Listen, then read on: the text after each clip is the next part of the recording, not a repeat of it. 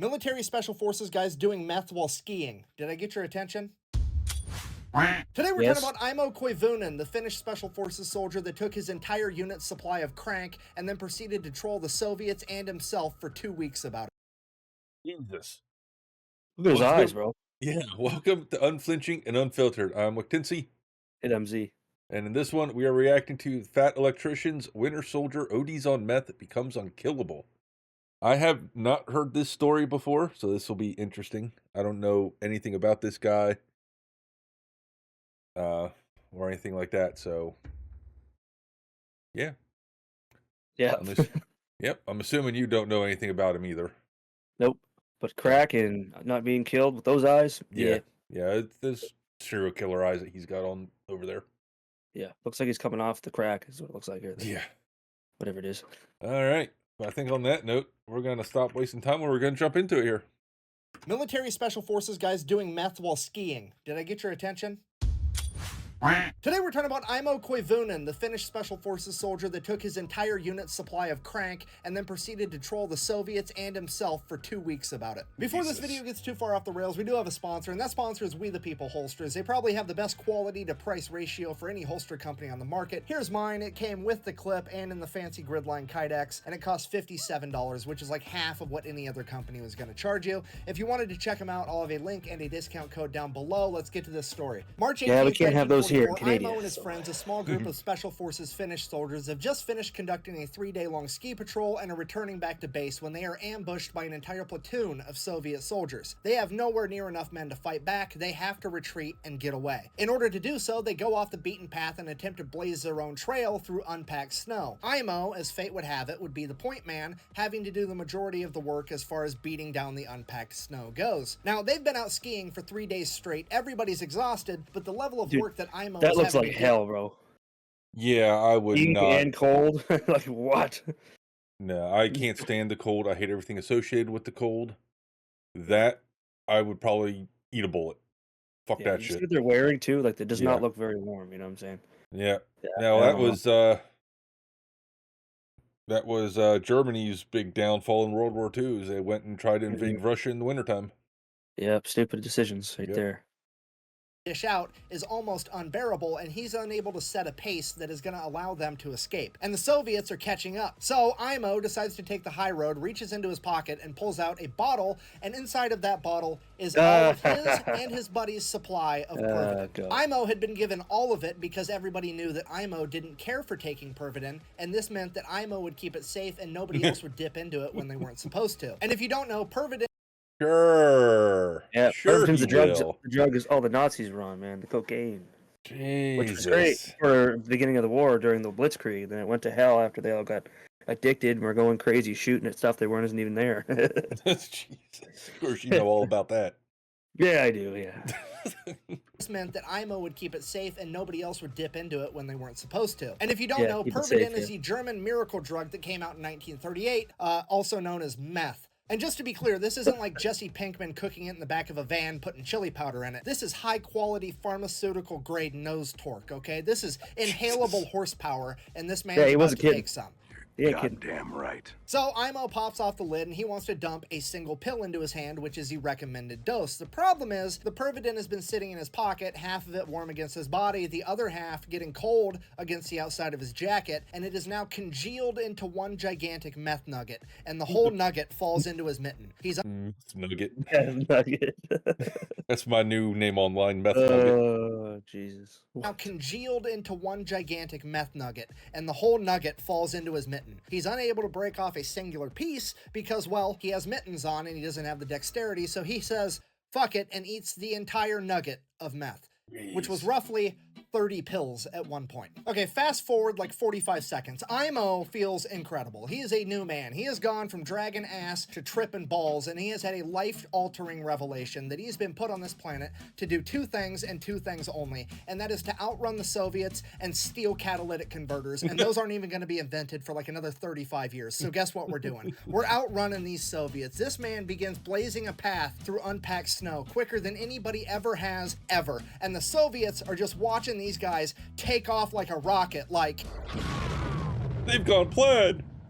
They've gone to plaid! Over the course of the next hour, they managed to outrun the Soviets so bad that they just gave up. So they finally stopped, they regrouped, they wanted to see if anybody had been shot, they wanted to make sure everybody was doing okay before they carried on with their mission and journeyed back home. At that point, Aimo did not sit still. He is pacing, he's walking around, he's talking to himself, and that's when his buddies realized, oh boy, Aimo is higher than draft pussy on a fucking extension ladder. We gotta do something. So they decide it's probably a good idea. That's a saying I've never heard. Guess that's one way to put it. Well, yeah.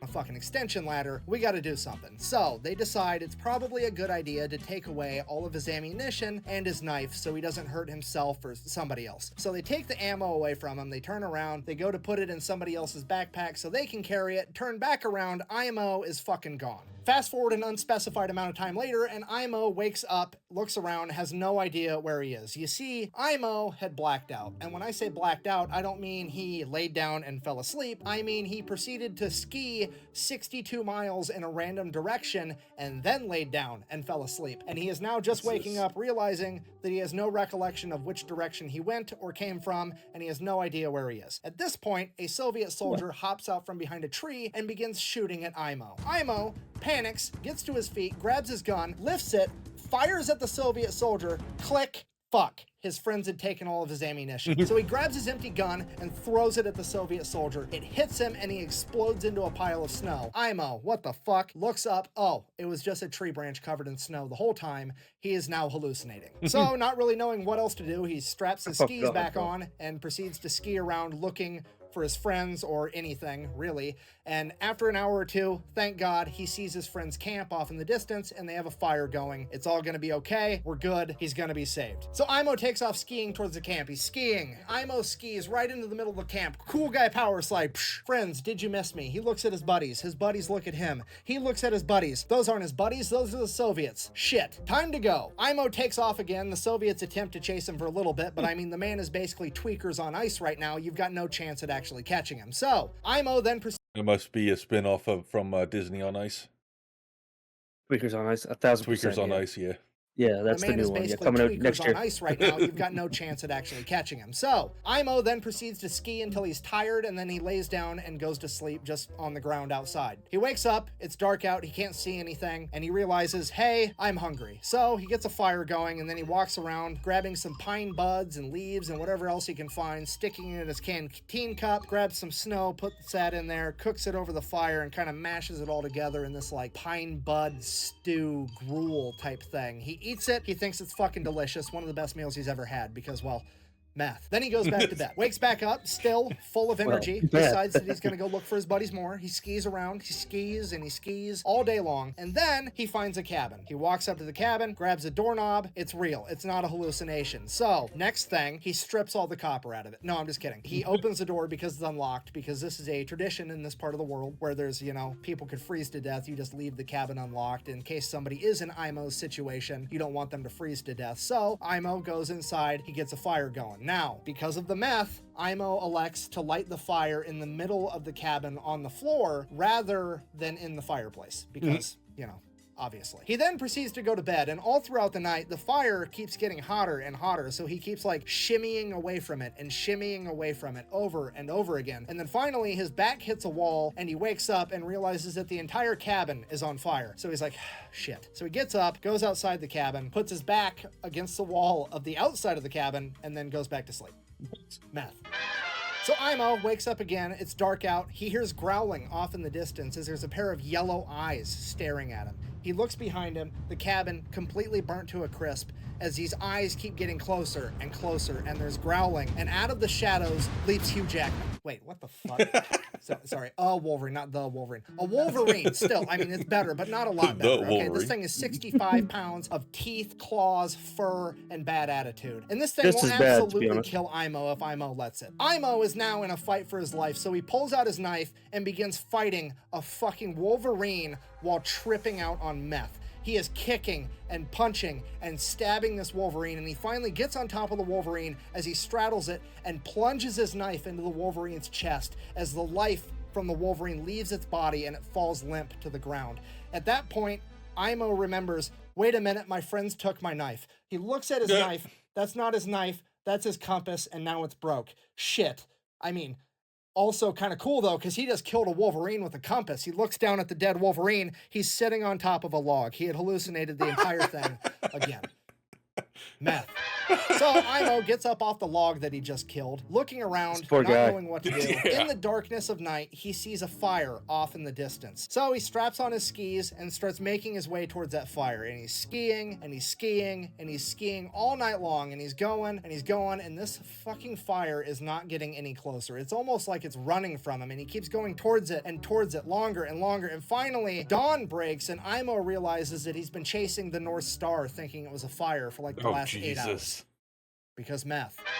So now it's morning. Aimo still has no idea where he's going. So it's like, well, better find some copper. I mean, my friends. He's got to find his friends. So he just starts skiing around looking for any signs of human life at this point. And he's skiing and he's skiing. How the hell's the poor guy alive still? And he finally comes across this abandoned German forward observational base. And he starts making his way towards it. The problem with this was, whenever the Germans abandoned something in World War II, they usually booby-trapped it. And that's what happened here because Aimo skis over a landmine, blowing up his foot, throwing him to the ground. And Aimo's like, that's it. I'm dead for sure. There's no way I'm making it out of this. And he just lays there. We have no idea how long he laid there. He said he laid there for a week, but that dude's high as a kite on meth. He could have been there for 45 minutes. We have no idea. But he lays there and he lays there, literally too high to die. And then he just gets bored and he's like, fine, I'll live. And he gets up and he starts walking back towards the base again. He makes it all the way to the building, you know, grabs a doorknob. Well, at least the base is real. The landmine sure as fuck was real. The base better be real. The base is real, grabs a doorknob, opens the door. That's booby trap 2. Blows up in his face, yeets him 30 yards the other direction as he lands flat on his back with the door on top of him. And he's like, okay, now for sure I'm gonna die. There's no way I'm making it out of this. I'm done. And he just lays there. He completely gives up and he just waits for death to come get him. And he's laying there, and 1 day passes, and 2 days pass, and 3 and 4 and 5 and 6, 7 days pass, and he's still just laying there like, this is taking forever. And then finally, some Finnish soldiers come up and are like, hey, do you want some help? And he's like, holy shit, yeah, that'd be great. So the Finnish guys start making their way over to him, and then one of them steps on a fucking landmine. And then the other 2 Finnish soldiers are like, well, we can only save one of you, and we're gonna save the guy that we came with. If we get this guy saved, we'll let him know to come back and save you later. Peace, goodbye. And just left him laying there again. So he thinks to himself, maybe if I can survive a couple more days, I might actually make it out of this. So he starts trying. He gets a little fire going next to him. He starts melting snow in his canteen cup to drink water to hydrate. A Siberian jay at some point lands next to him, and he takes a ski pole and smacks it to death, pulls the Siberian jay over to him, grabs it, and just Ozzy Osbourne's this bird raw, just eats the whole thing, trying to get any amount of calories inside of him. And then after 3 more days, they come back and they save Aimo, and he completely blacks out. Aimo comes to, he's in a Finnish hospital where he's informed that he has been missing for 14 days and they found him 250 miles from where he originally departed his friends. He now weighs a mere 95 pounds and has a resting heart rate currently of 200 beats per minute, 14 days after taking all of the meth. So Aimo proceeds to do the logical thing, makes a full recovery, and lives a long, happy life until passing away at 71 in 1989 because he's Finnish and that's just how they get down. Yeah, if you're not picking up what I'm trying to tell you, this man actually may have seen Star Wars, the original series, in theater, okay? Could you imagine him taking his kids to the movie theater just being like, we didn't call it the Force back in my day. We called it Pervidin. Seriously, it's pretty funny that the only 2 Finnish soldiers that I know off the top of my head are Aimo and Simo Hoya. Simo, deadliest sniper of all time, over 500 kills. Aimo, the most unkillable tweaker ever. Don't worry, this story keeps going. Meth. Aimo's son was interviewed about his dad, to which he said that his dad never really talked much about his time in service, but I do wonder how long this meth stayed in his system for. I think he just he went to hell after that, because it doesn't make any much sense. Some of it doesn't make any sense. Yeah. If it's 4 or 5 days, meth isn't going to last that goddamn long unless he keeps taking it. He took 30 doses worth. Even then, but, though, dude, yeah. it doesn't not how that know. works. I can't say I've never taken meth, so I feel like the dude took meth. It probably screwed him up for like a few days. And then he just didn't know where the hell he was and just tried to make the best of it after that. But I don't know. Yeah, a lot of it doesn't make any sense, but the thought of it's kind of hilarious. So, you know. No clue.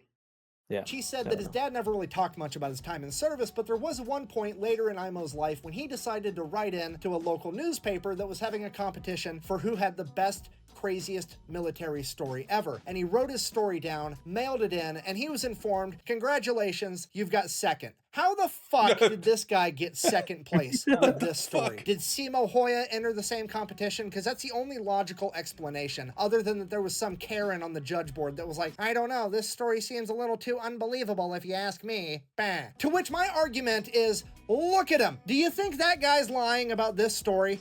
Do you really? Because homeboy looks like he's about to hit a T intersection and go straight, okay? That's not hair product. He just moves that fucking fast now. He does, There's bro. no Not gonna way he's lie. lying about this story, and I'm legitimately mad he didn't win this fucking competition for some reason.